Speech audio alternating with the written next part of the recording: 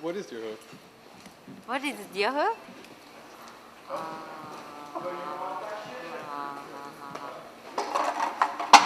Deerhoof is animals. Animals.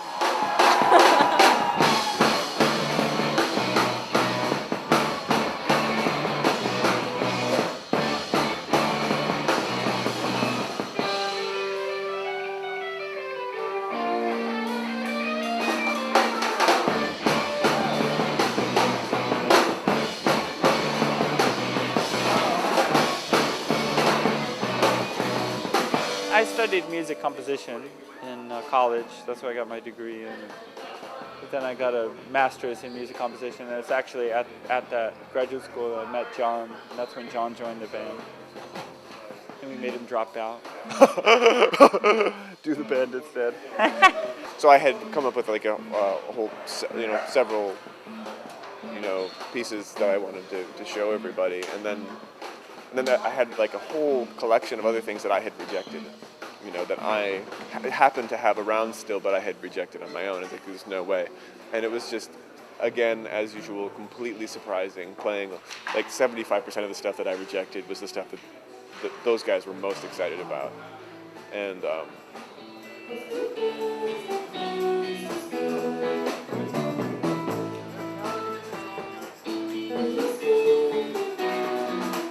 one of the main differences is we have a new compositional voice in the band with Ed, and the language of his writing is something that I sort of came of age as like my first band was with him.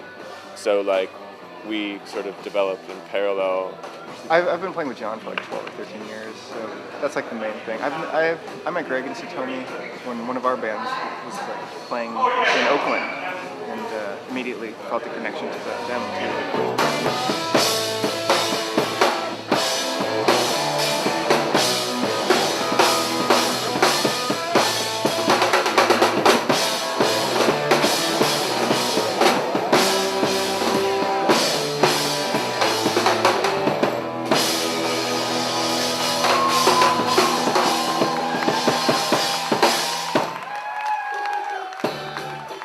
We almost feel like every time that we record a new album or a new song or something, it's like to see if we dare go even a little further into the personal, or risk doing something that, well, there's no way anybody's going to understand this.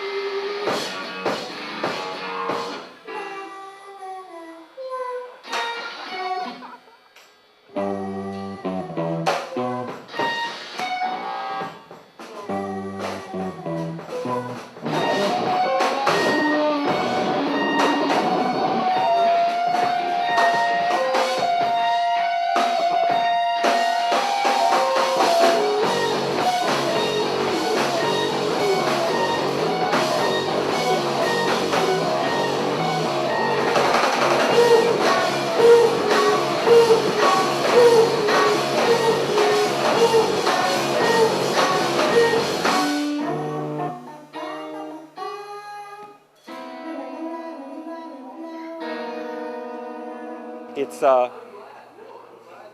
incredibly strange to me to think that, because the music, like I was saying earlier, its origin is some very personal or very mysterious, hidden place within someone's imagination.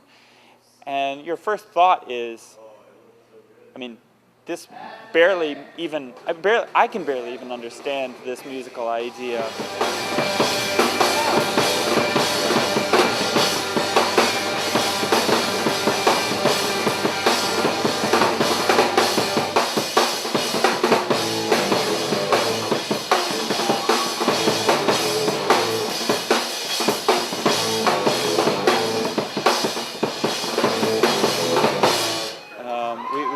had more response, the more we've tried to be more faithful to our, the most inner idea. Yeah, I would never ever like do something intentionally to like fuck with people or to like push them into a different thing. Like I do that to myself more than I, because that's what I find interesting. But Like I can just think of like musical ideas I brought in that to me just feel like almost like infantile or something. Like I just like so like I don't even know, and people will like it, but not understand it. And I think that happens all the time. Like we have these interactions where it's like, I love this music, but I don't know what to do with it.